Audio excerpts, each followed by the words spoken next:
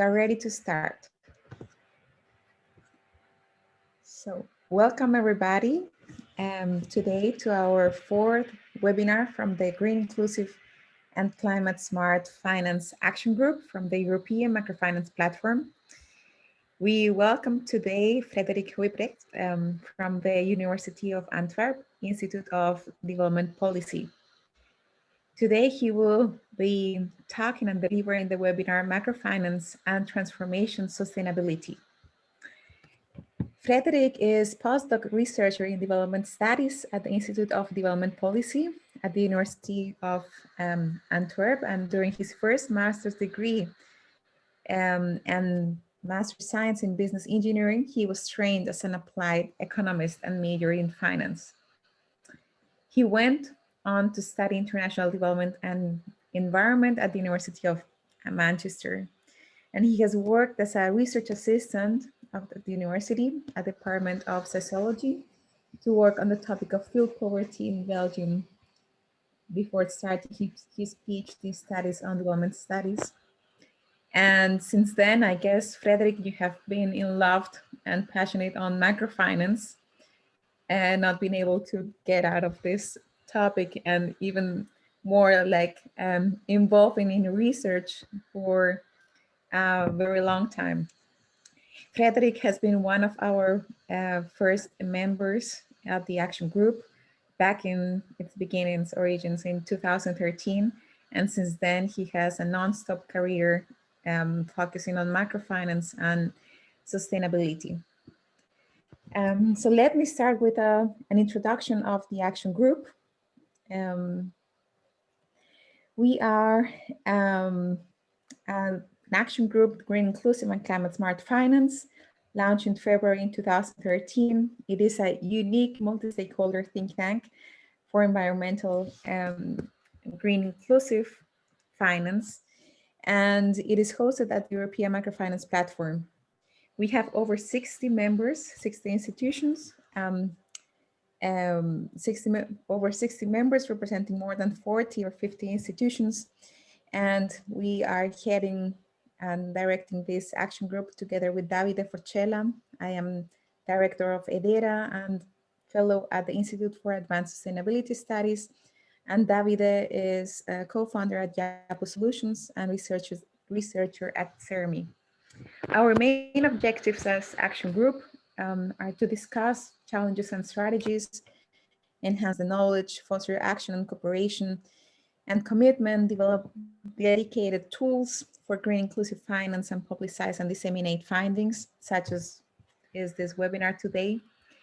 Our achievement so far is the development of the Green Index, standards for environmental performance assessment, a catalog in green energy products for microfinance institutions. We have conducted several events, scientific committees, trainings, presentations, publications, and also e-learning courses on green inclusive finance.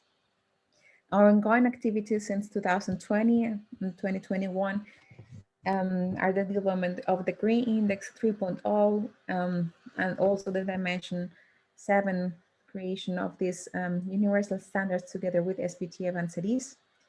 We are developing an online library very soon to be launched, and also a projects map for all the stakeholders and actors in the green inclusive finance sphere. We have recurrent publications set of the sector and also launching a newsletter with the news on our topics and also from our members and beyond. We are going to do benchmark monitoring and database advisory, IT tool, webinar series, ongoing trainings, and also events matching supply and demand on green finance.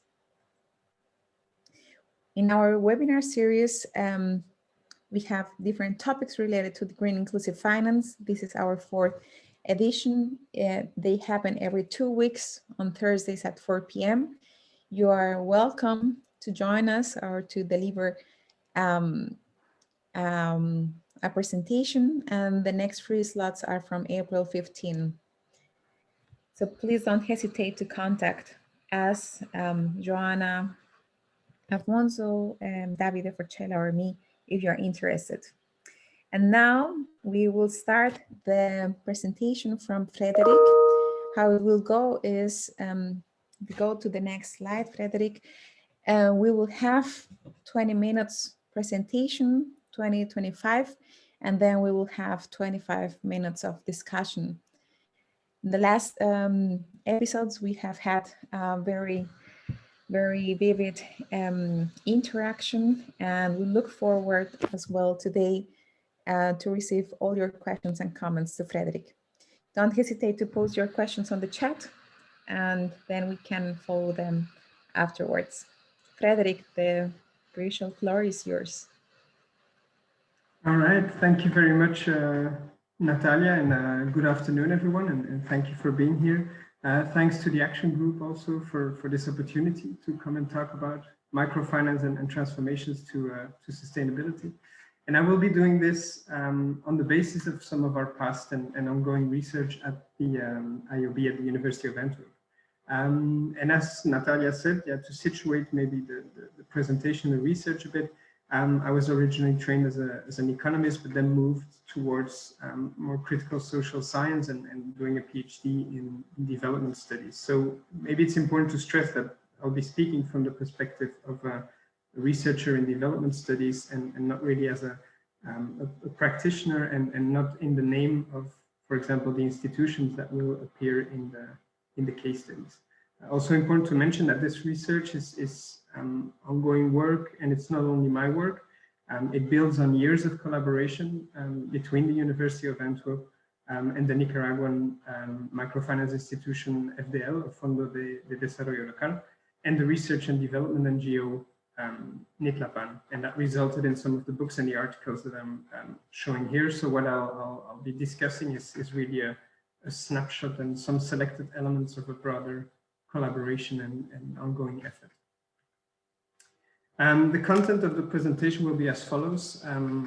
Try to stick to the 25-30 minutes, and that's why I'll follow a script to try not to go off tangent too much. And we'll make sure that there's enough time for some questions and answers to expand on some of the thoughts that may have raised your interest. And I'll first set the scene by looking into what green microfinance is and discussing the aim of the research we're working on and some of the research gaps. And then I'll take you to Nicaragua for a case study on a specific green microfinance project called Proyecto Cambio, as well as another research project that we're currently working on. And I'll end the presentation with the main overall conclusions about how green microfinance interacts with local processes of rural development. And here I just wanted to start quickly by taking up this graph from the Financial Inclusion Compass of 2019 of the European Microfinance Platform. And it shows in number 1 and 2 there, ranking really high in terms of future areas of focus, agri-finance and climate change and adaptation and mitigation. So this really shows the relevance of digging deeper into the issue of linking financial inclusion and the environment in rural areas. But by now we're of course partly in a different setting and situation than in 2019, and the focus in the current times is really shifting towards financial and economic recovery, which has the risk of forgetting also about the environmental crisis. But there's still a bit of hope that in this recovery we could be learning from some past mistakes and start trying to build back better. And one of the instruments or activities that could be seen as contributing to such building back better could be green microfinance. And so the starting point there is that there is a traditional double bottom line of microfinance focusing on financial and social objectives, and then the recent trend of green microfinance proposing an expansion towards a third bottom line. That changes the way we talk about sustainability, where before in microfinance it tended to be strongly focused on financial sustainability. Now it is including so much more than that.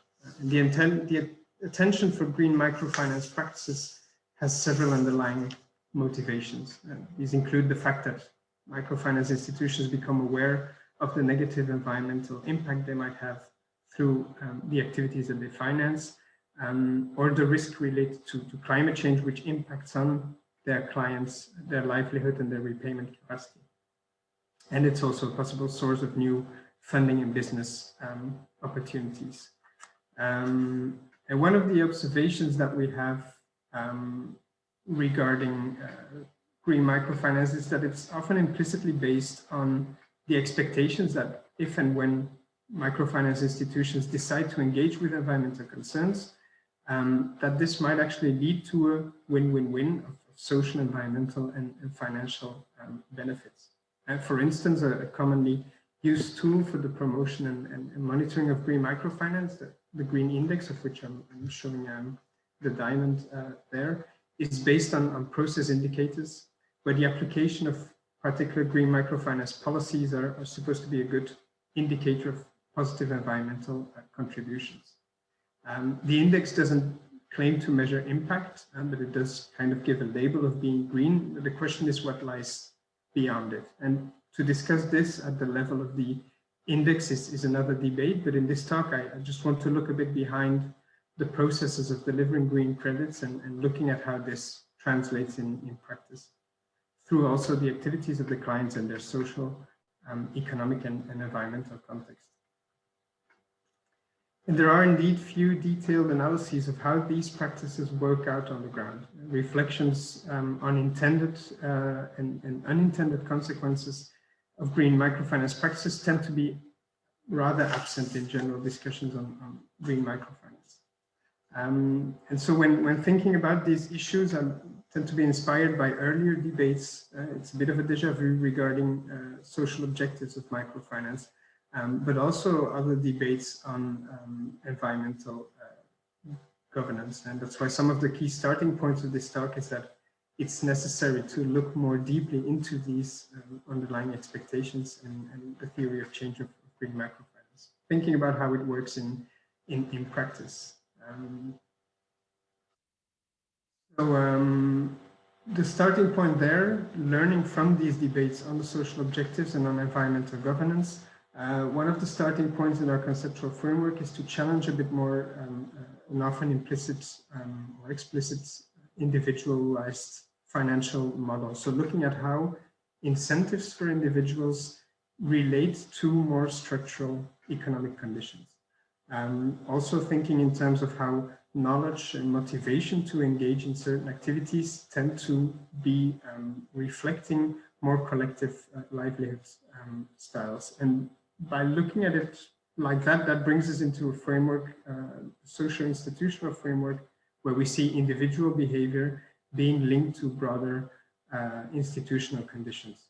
And the framework that we use tends to rely on three layers, there being a cultural layer, where people have certain perceptions on their engagement with the environment, for example, different elements that shape their motivations and different sources for their knowledge. But also there are explicit and implicit rules and the way in which they are followed by individuals. And then the organization in, for example, economic activities through value chains, and that's also an element of this institutional framework. And from that, we work with the concept of development pathways, which can be seen as a concrete route of development around one or a few productive activities, which comes out of a historical process and which works through the connection of different actors and at different scales. And by looking at this maybe a bit more meta level, we can try to understand how different people in society also face different opportunities and constraints. And so with these tools and that question in mind, I will now take you to Nicaragua for a first case study. And that first case study is Proyecto Cambio, where Cambio stands for Central American Markets for Biodiversity. It was a project which intended to encourage micro, small, and medium enterprises to produce biodiversity-friendly products. And the idea of the project was to promote this on the basis of environmentally conditioned credits, extra monetary rewards, and technical assistance.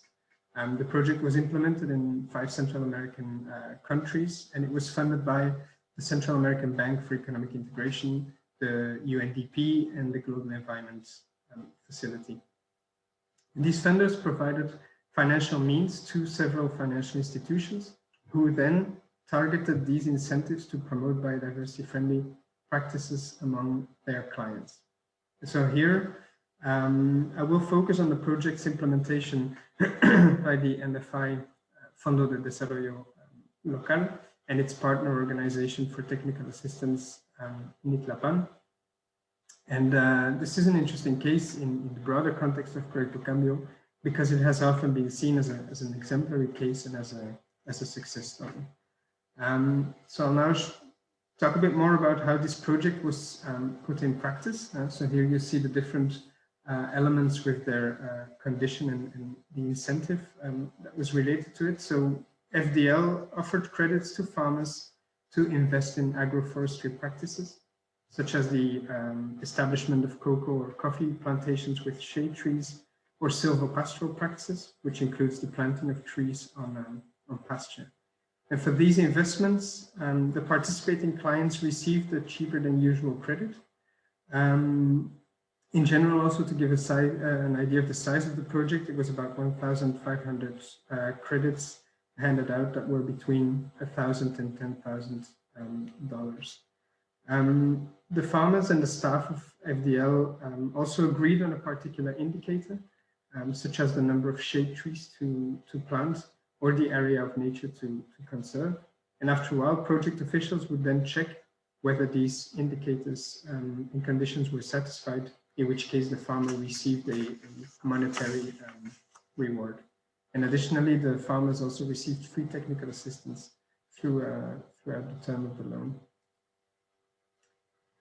FDL implemented the project in the whole of Nicaragua, but I'll be focusing here on a specific area called the Macizo de Peñas Blancas, which is a nature reserve and has become quite important in ecological debates in Nicaragua, because it's part also of a broader reserve called the Bosawás Biosphere Reserve.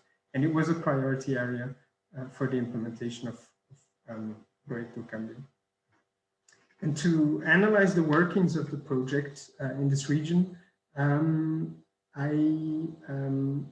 did some long-term research in the area. It was between 2013 2016, so in the meantime it's been a while.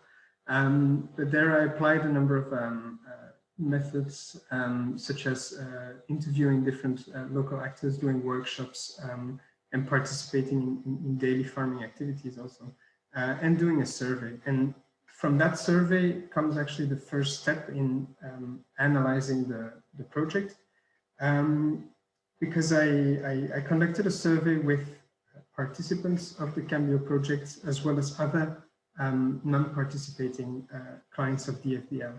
And I asked about the household situation 5 years before the survey and at the time of the survey, to have an idea of the evolution in land uses and the environmental performance of the farms over the years, and to see which variables had an influence on that. And as a proxy indicator, I used the biodiversity index. So based on the different types of land uses, there was a score for the biodiversity that the farm would be contributing to.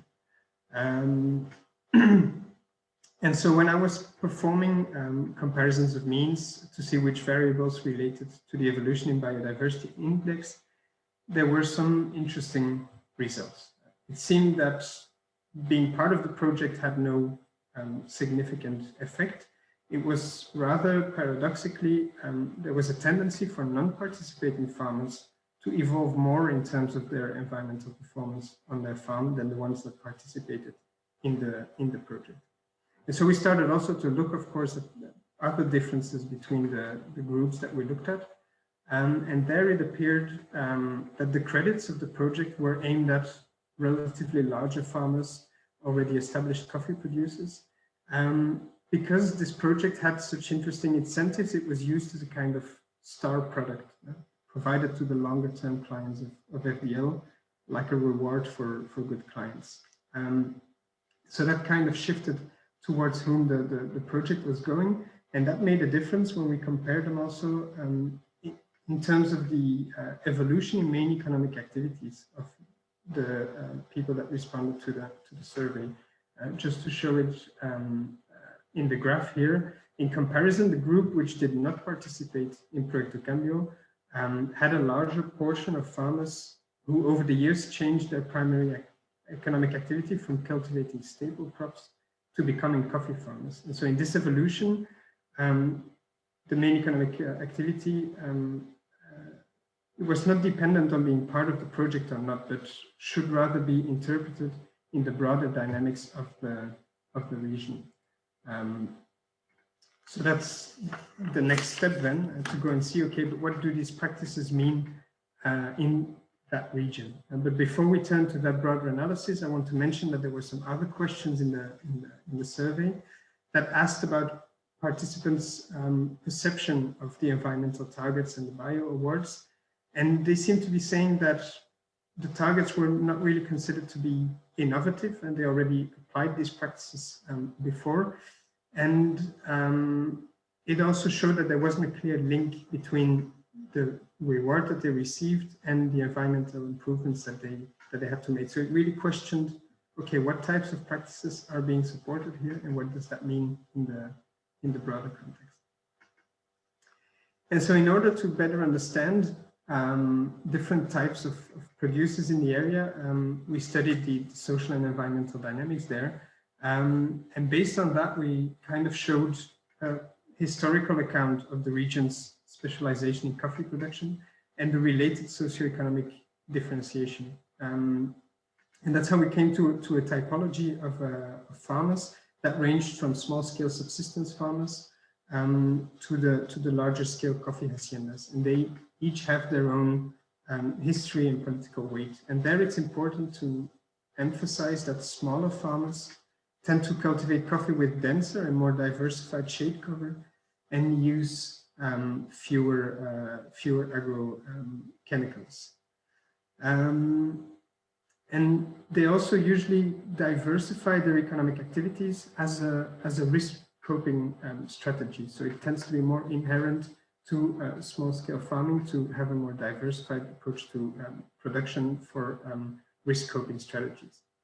And so altogether, the privileged position of larger estates and the economic vulnerability of smaller farmers are also linked to a general trend towards production methods that involve more agrochemicals and less shade. And these are important dynamics that we termed a dominant development pathway of monoculture and high-yielding coffee production. So that's kind of to frame the overall context of the area in which Proyecto Cambio took place. And that's then the context in which we can look at the type of practices that were supported. And there it appears that the way it was put in practice, there seemed to be a support for this dominant production mode. And when looking more closely at the land uses that were promoted by the technical assistant in this project, it really focused on that high-yielding approach to coffee, where there was also promotion for coffee plot renovations with a new coffee varietal. That was also in reaction to a coffee plague that there had been. There was a strong plague of coffee leaf rust, which had a huge incidence in Central America. But so together, this support for new varieties can also be understood in light of the local guiding idea of what it is to be a modern and successful producer of coffee, which tends to relate to that segment of slightly larger farmers, but also with less shade, more agrochemicals. So what does this mean for the support for other practices? It seems that the diversified production systems were either excluded from such financial and technical support, or sometimes such farmers received a prescription of technical assistance, which did not really fit their overall production logic. Overall, we also missed a more collective approach to see how smaller producers could be heard and supported.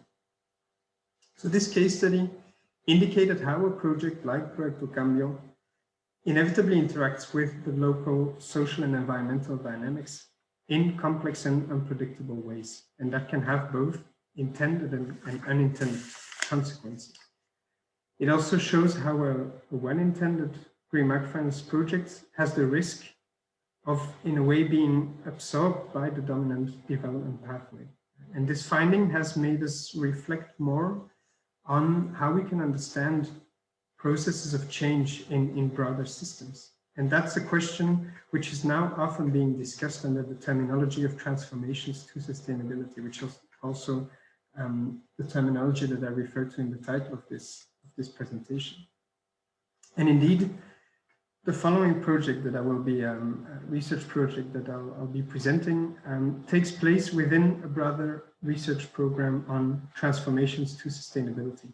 And this transformation is seen as fundamentally challenging incumbent structures and processes which lie at the root of unjust social relations and ecological harm. So that's maybe a bit heavy in terminology, but it's a recognition that to try to do something about environmental harm and social exclusion, you really need to recognize some of the more structural processes that lead to these problems, and then try to understand how change processes there can be supported. And that's also the key question here, is what role is there for financial inclusion in that? And that's also why I added another definition there that I like from Andrea Nightingale, that says that transformation to sustainability should be founded on a change in knowledge systems and the opening of deliberative spaces. So this really questions the way we look at certain problems and try to open our minds to how we look at the issues and what desirable futures are. So that's the question, what role for financial inclusion here? And for that, we are currently involved in a research project called TruePath, about transforming unsustainable pathways in agricultural frontiers in Nicaragua. And this action research consortium involves academic partners from Belgium and the IOB, from France, where we work with the Agronomist Institute of Agro-Paritech, and from Nicaragua, where we work with Nitlapan again, FDL, and the environmental NGO Central Humboldt. And that's our research area. So for this part, I take you to another region in Nicaragua, which is the Northeastern agricultural frontier. Part of the research side is in the, where you see the number 1, is in the older agricultural frontier, and the other one is in the more active pioneer front in the east. And these sites are related because of the specific dynamics in the region. Again, coming to a description of what a development pathway might be in that region, it goes as follows: that this region is strongly characterized by a dominant model of extensive cattle raising. It's currently one of the main drivers of the advancement of the agricultural frontier towards the east, with a dynamic of deforestation, also social exclusion because of land concentration of larger farmers, and increasing conflicts between mestizo farmers coming more from the west and indigenous people in the northeast. This gradual process can be seen as kind of a domino process or migration in cascade. It includes smaller producers moving to the frontier area and attempting to establish cattle ranches, which after some time are bought by larger producers. So you have accumulation of land by larger cattle producers who are expanding towards the frontier where land is cheaper. And this process, which we'll then call the extensive livestock pathway, is consolidated and takes place because of a combination of again, social and economic networks, rules in use, and the idea of what constitutes a successful farmer, or what is the good way of doing agriculture in the region. So you could say that the extensive cattle ranching is the process that is pushing farmers and trees away in that region. And there have already been quite some attempts at the level of the Fondo de Desarrollo Local, for instance, to try to take on this problem of deforestation. For instance, through a number of restrictive measures and a bit of support, such as linking technical assistance to all cattle credits, not giving credit for land acquisitions or limiting the credits in certain areas which are too close to nature reserves. There have also been the type of projects as the one we discussed in the first part, such as Cambio, with some relatively disappointing results from a social environmental perspective. Right? It's, for instance, been difficult to find support from clients for the technical assistance and the switch to silvopastoral practices.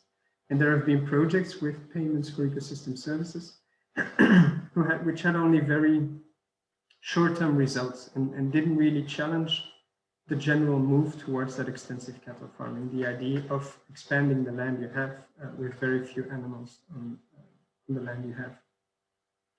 And the Cambio project, we discussed it for coffee in the first bit, but also for cattle had some issues in supporting such a mind switch and did not really have that collective approach to thinking in terms of diversified production practices. Just to be clear, I see FDL as a front runner in being aware of environmental concerns, and there are good intentions and reflection processes behind these initiatives. And I could also be highlighting some more positive notes. But the key message that I want to bring here is that even these well thought, sophisticated microfinance plus approaches are not by themselves sufficiently capable of changing the current pathway.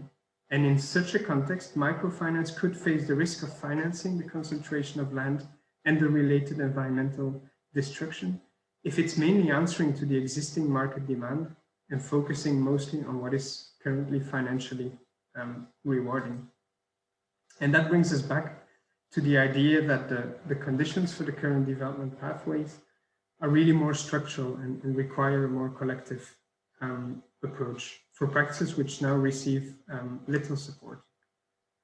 And so in light of what I discussed so far, that's a bit the idea behind the project, and to better understand the broader dynamics in order to see what possible actor coalitions for that more collective approach can be found, and then looking into the who, the what, and the how of supporting these actor coalitions and trying to identify certain niches that can maybe grow to challenge the current dominant practices.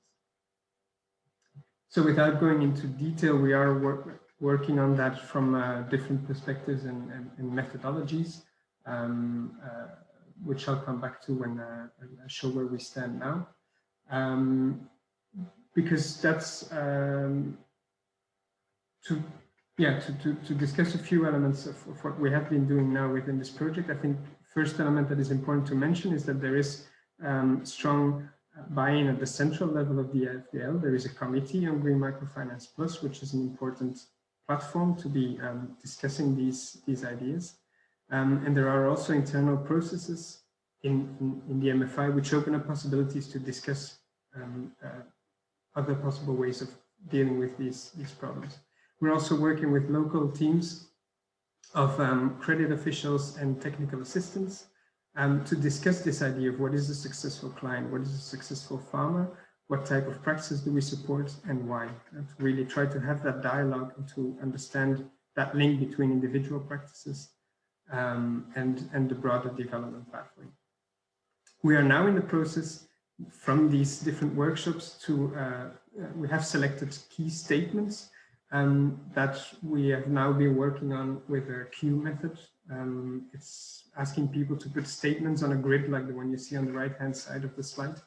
And on the basis of that, we'll try to have discussions on how different actors in the region perceive problems of development, environment, and agricultural practices. So that will be the next step, we hope, there to make these social representations a bit clearer and tangible to start again discussions with these local teams.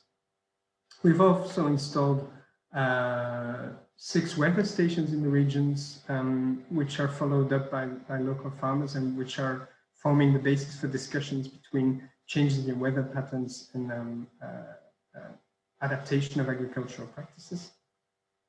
And we are also organizing different activities to have a better idea of the opportunities and constraints of different types of people and farmers in the region, For instance, here you see a picture of us playing a simulation game, which tries to simulate a bit the decision-making process regarding different crops and productive practices.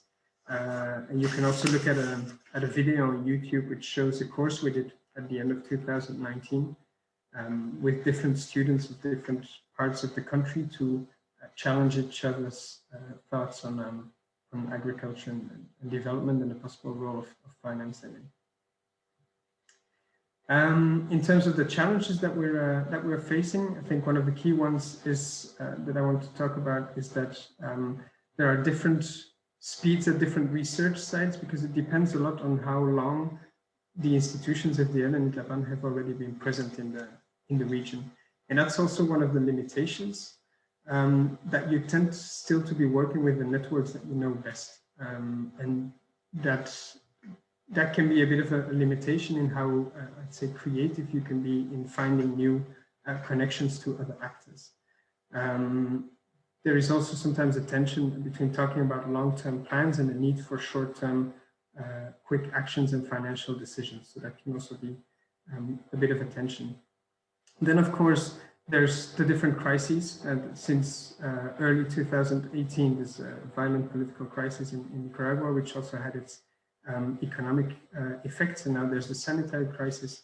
So all of that makes it really difficult, especially for a financial actor, to be thinking too much outside of its main financial activity. And then, almost getting there. As a last challenge, I would also like to add the difficulty of exchanging ideas and sharing thoughts when looking at things from completely different perspectives, and both in the literature and in practice. I feel that sometimes there can be a bit of a dialogue of the deaf, where perspectives, language, and priorities can be so different that it's difficult to constructively engage with one another.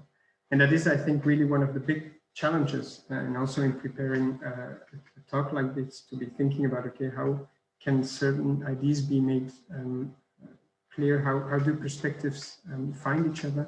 That's really a key question and challenge.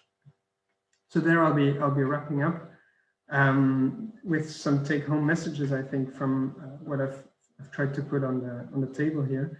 From the cases and the ongoing research, I think it's clear that whether an MFI claims to be green or not, it interacts in complex ways with the social, economic, and environmental context. And this matters because this inevitable interaction is a process which is unpredictable, it's uncertain, and it could lead to unexpected and unintended consequences. And it matters in understanding how you can have impact.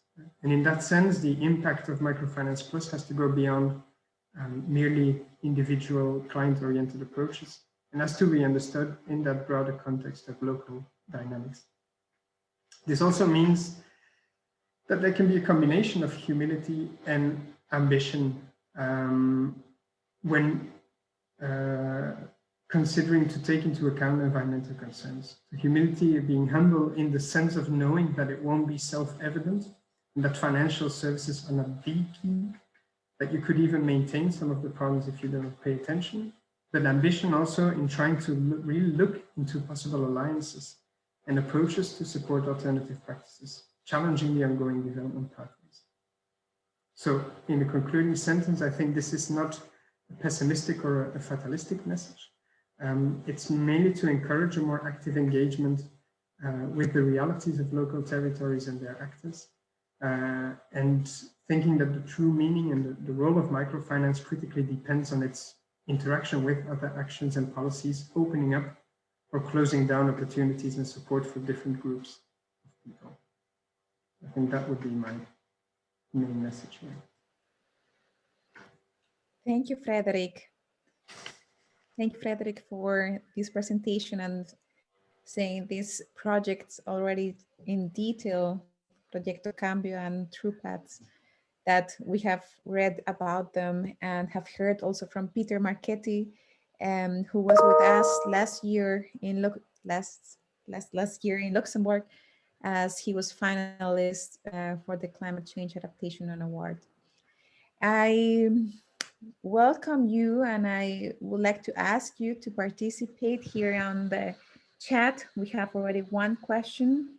We have our participants that come from microfinance networks, from the academia, and we will guide our discussion so that both types of stakeholders are interested to what you have discussed, Frederick.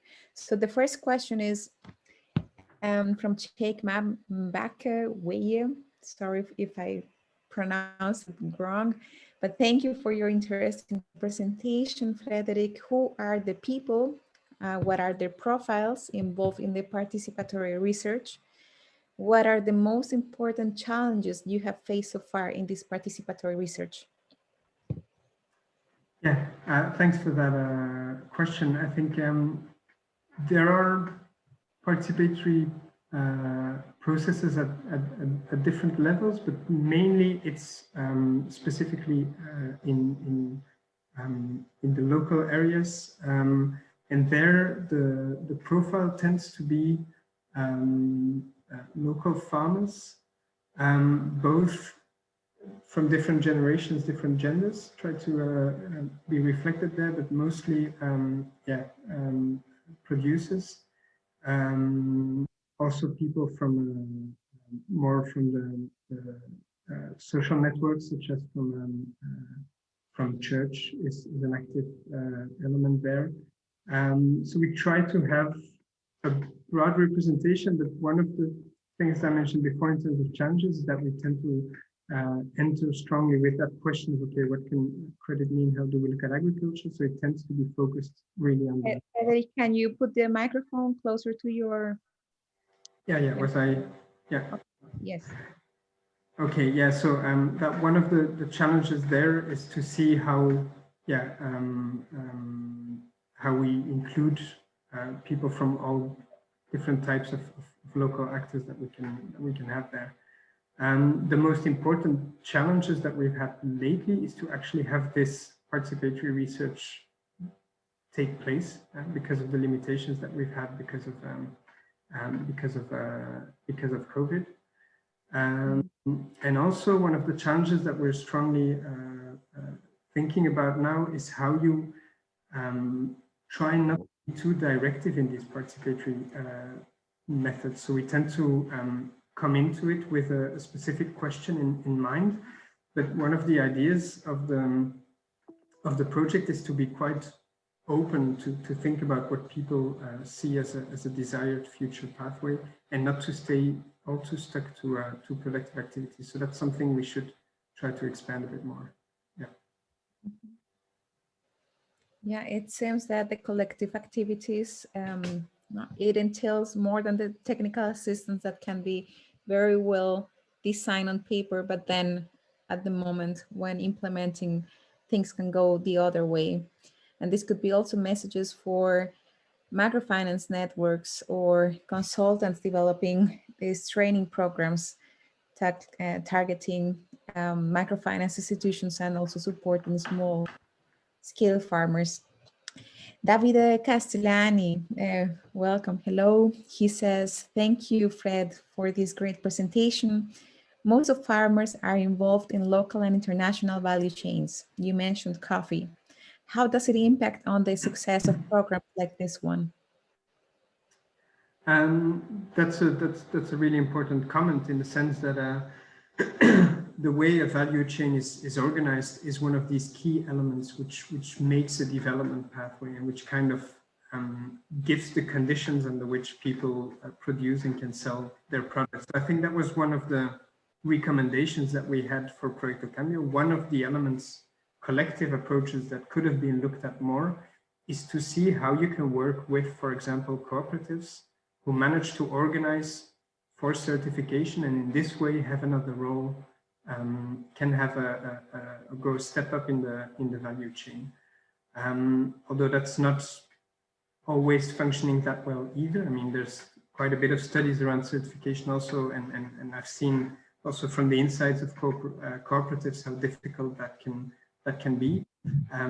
But I think that the suggestion to link up with value chains is a key element looking into these active coalitions. Yeah, and this is linked then to the next question in regards to is there any cooperation with agricultural extension services? The approach seems a bit single focus on monetary subsidies.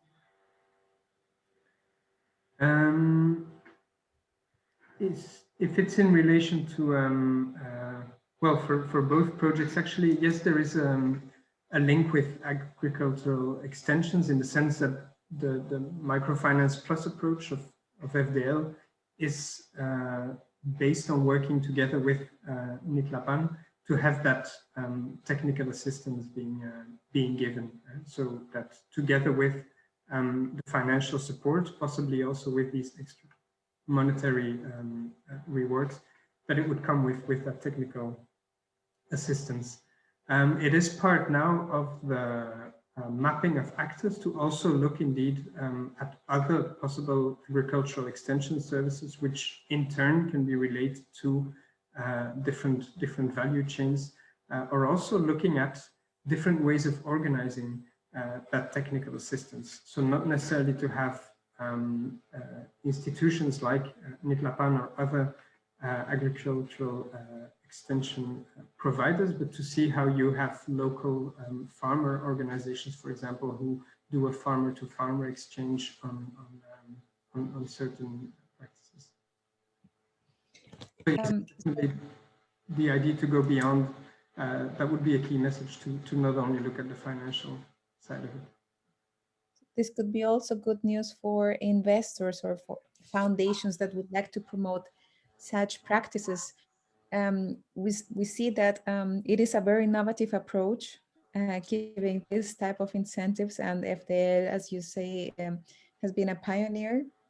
But if you consider what could be an ideal scenario where you have different stakeholders, you have now like a you say, no, we have a collaborative platform, but if you have microfinance network, foundation, not technical assistance with different backgrounds, how could they develop such a program that would be ideal for these objectives? I think that's one of the things that we're really looking at now at a very local level, trying to understand and going beyond a clear prescription of saying like the combination of this service and providing it in that way. And we're trying to now, on the basis of the social perceptions that we're looking at locally and the different structures in productive activities, we'll be trying to do some modeling around that. And to see for this specific context what this could look like in terms of the design of a product or an approach, but to try to do that as much bottom up as possible, in the sense that, yeah, the question here was maybe a bit more towards, okay, how can a foundation and FDL go out and make a suggestion to make things work? Maybe here what we're trying to do is to work a bit the other way around. So to look and have these local discussion platforms to really ask, okay, what do you think could work here? Or what is it, how do you see this locality in 5 to 10 years from now?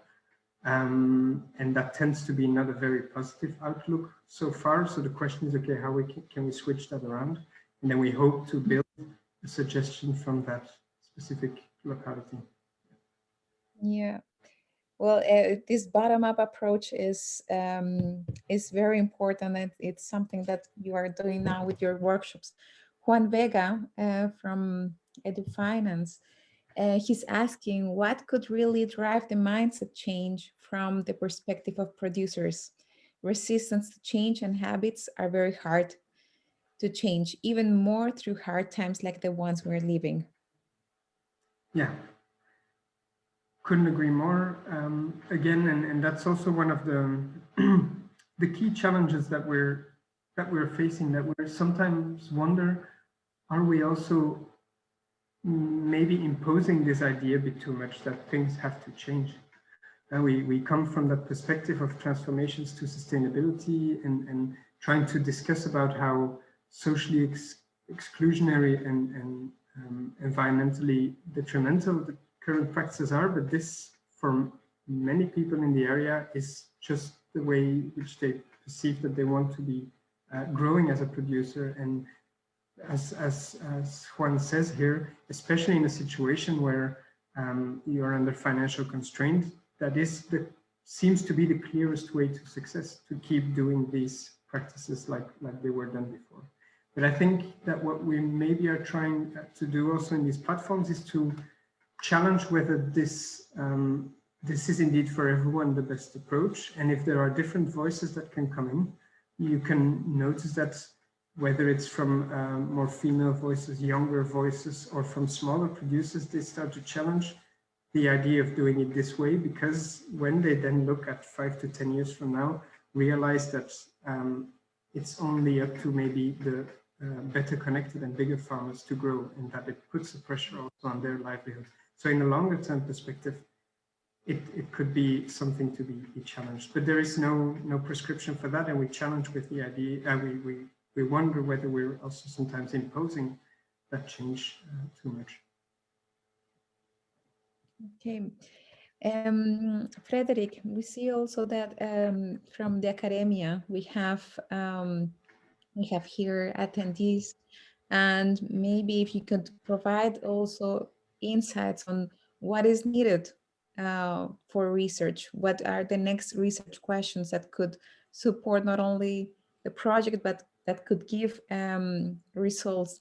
We have today microfinance to research, and we would like to know which are these insights or questions that could be further researched.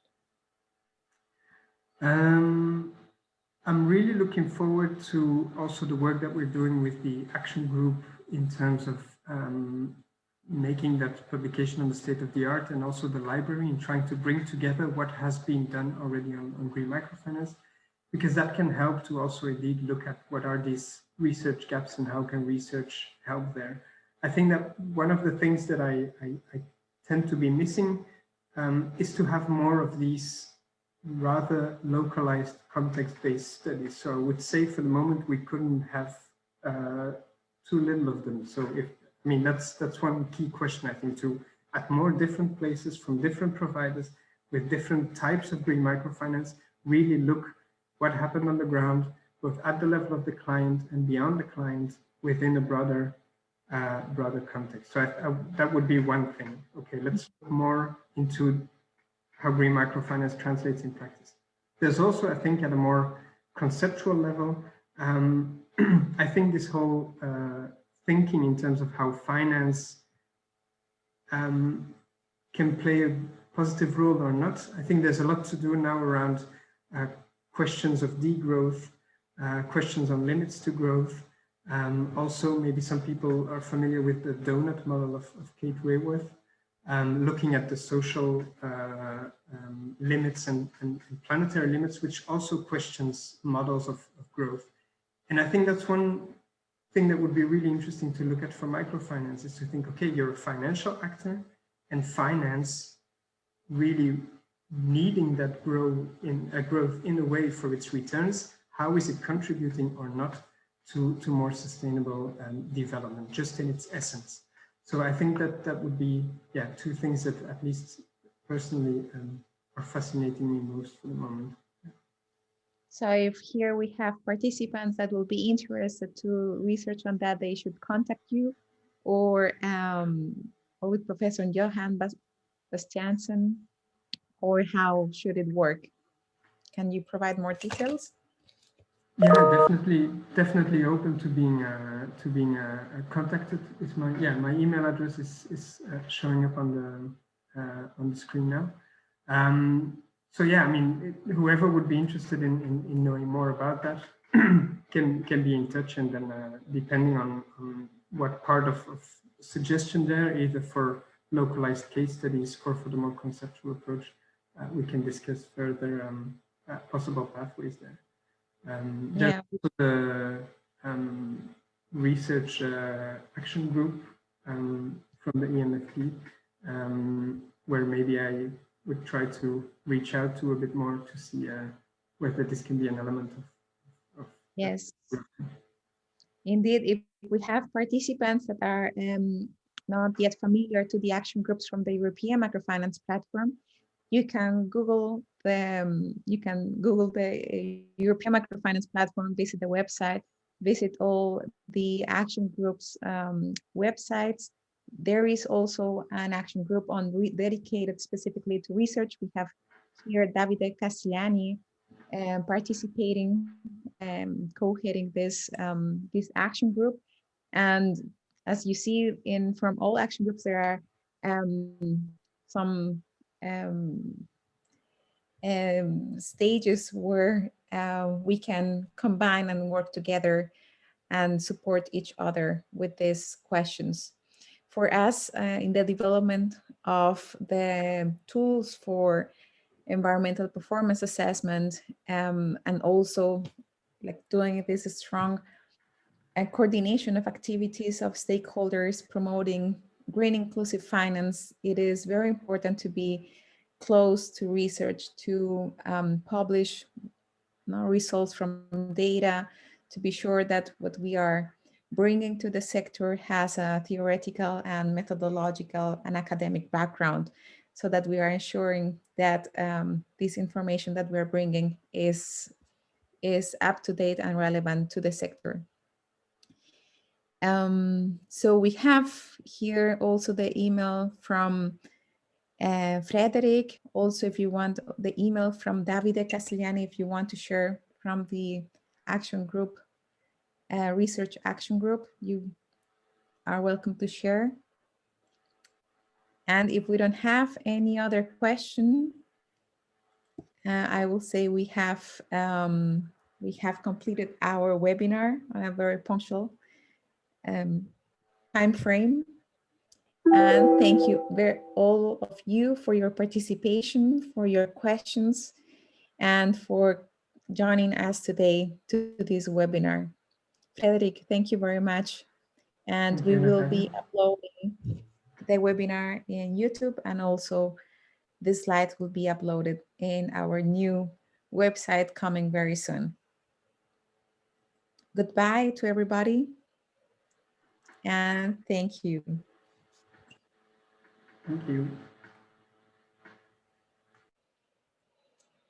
Thanks for attending.